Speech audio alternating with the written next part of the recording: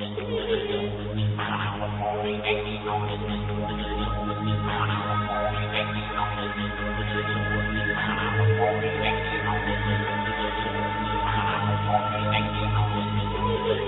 is Gnostic Media Podcast number 2 with your host, Jan Irvin. Today I have a very special guest here with me, Professor John Rush, who is Professor of Anthropology at Sierra College in Rockland, California. He teaches magic, witchcraft, religion, physical anthropology, and physical anthropology lab. He is a neuropathic doctor and medical hypnotherapist in private practice.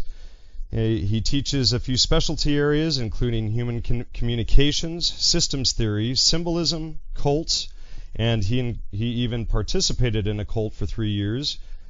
And he's a expert in tattooing and scarification, herbs, both medicinal and hallucinogens, clinical anthropology, and the use of anthropological concepts and models in clinical settings.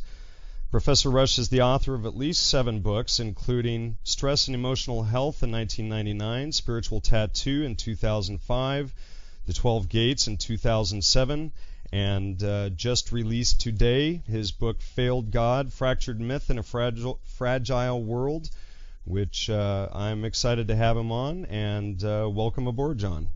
Well, thank you very much. That's a wonderful introduction. I hope I can live up to all that. Well, I'm sure you'll be just fine. So tell us a little bit about yourself. How did you get involved in this field of study, or these fields of study? Well, okay, I was alerted to hallucinogens certainly as a graduate student. There's a great deal of information within the anthropological literature. It's sort of stuck away in journals and requires time and energy to go into the libraries, as you know, as a researcher going in and digging this stuff out. I also had the opportunity as a graduate student to make friends with a Catholic priest who was also studying anthropology at the time, and he told me a lot of things I didn't quite understand at the time, but in 1970 it started to make some sense with John Allegro's book, The Sacred Mushroom and the Cross. Now, in 1970, I don't exactly know what I knew, but I certainly didn't know enough to write anything about this, but I, kept my eyes and ears open. And as time went on, I began to collect more and more information in the aspect of hallucinogens and religion. In the Hindu tradition, for example, my studies in ancient Egypt tend to reveal similar things that I was finding in the Hindu tradition as well, although in the ancient Egyptian tradition, a lot of things they didn't write about. They didn't write about how to embalm a body, for example, but we know how to embalm a cow. And the reason for that is that people were dying every day, and they didn't need to write it down. They had the information. Excuse me, I've got allergies here today. But they did write down about the sacred cow because they only embalmed a cow once every 20 years, and if the people died in the meantime, they would lose the information they needed to do that.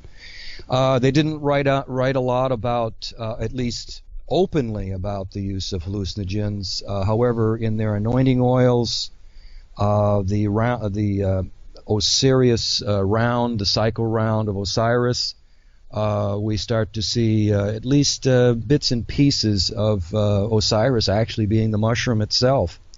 And I wrote about this in the 12 books. Now, this really came home to me in 2001. 12 Gates, you mean? My wife, pardon me? The 12 Gates, Gates, you mean? Oh, you said the 12 books, okay. Oh, the 12 Gates, yes, sorry. This really came home to me in 2001. My wife and I went to Europe specifically to look at the symbolisms in the basilicas and the cathedrals. I didn't exactly know what I was going to find.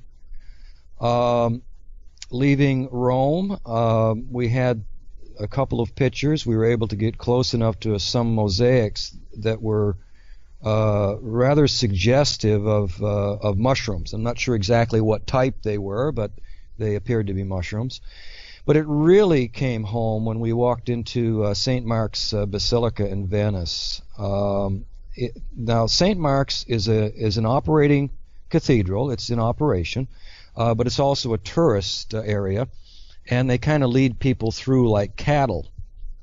And if you delay too long and look too long at some of the mosaics, you get people running out from the arches telling you to move along and so on and so forth. Well, this happened one too many times with us, and my wife got a little bit suspicious, and so we backtracked.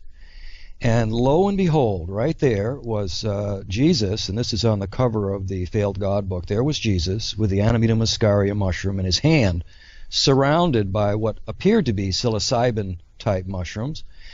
Now, when I described this image in my book, I didn't get into a lot of detail because I didn't want to get into a lot of discussions about Adam and Eve and all that business. So I mentioned, male and female that were by the feet of Jesus. And as you look at the picture, you see Jesus with a mushroom in his hand, and in his left hand, and with his forefinger, he's pointing to his right hand, the hole in his right hand, and then his forefinger in his right hand is pointing to himself. Now, pointing in Christian art is very, very important, as you know, because it tells the viewer what to look at and what's significant. And so in that one picture alone, it's telling you that Jesus was the mushroom. Jesus was an experience. He was not a real, live, living human being, as far as I can determine. There's no evidence for him. There's no historical visibility. In fact, they had to invent that. Eusebius was one of the instigators of that, probably under pressure from Constantine to do this, probably threat of torture or whatever. I'm not sure what really went on there. At any rate, when we got back to California and started looking at the photos we'd taken close up and personal, and again, the average person wouldn't have been able to see these things. You can't walk up to these mosaics in these sacred spaces and start looking at them without having somebody run out and tell you, what are you doing? You can't bring a ladder into these places to get up to see these things. But with a good camera, you can take the pictures and look at them. Now, with manuscripts, it's the same thing. Manuscripts were usually for the elite, and they could control the images there because the average person wouldn't have access to that. So they could keep this under wraps, but no more. To date, I have collected in the neighborhood of about 700 pieces of Christian art, and all of them have the mushroom in it in one form or another. Some are very obvious. Some of the earlier images, for example, from Ravenna. If you can get a picture of in the Ravenna Cathedral or the Basilica there, the main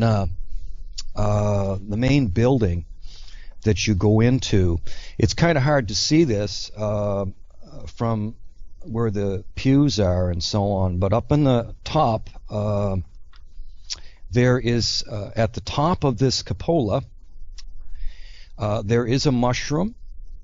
Underneath them, and it's obvious that it's a mushroom. It's not stylized or anything. It's a mushroom. It's inverted. It's upside down. Underneath that is the hand of God coming down from that. And then on either side of this hand, we have Moses and Elijah, and in their stoles, that piece of cloth that flows back. In both of those, there are mushrooms, and so on and so forth. It's very obvious what this is. The saint is communing with, in this case, Apollinarius. He is communing with the deity using the mushroom, and it was the saints who were worshipped during this time period. There's no pictures of Jesus or anything up until at least until the time of around Constantine, or even maybe a little bit later than that. And the reason for this is that Jesus was an experience. He wasn't a real human being. And this is the big argument that they get into about the Trinity and whether Jesus was all spirit and all human or whatever it is. And this all comes about as these different Christianities that developed back in that time had different ideas as to what Jesus was.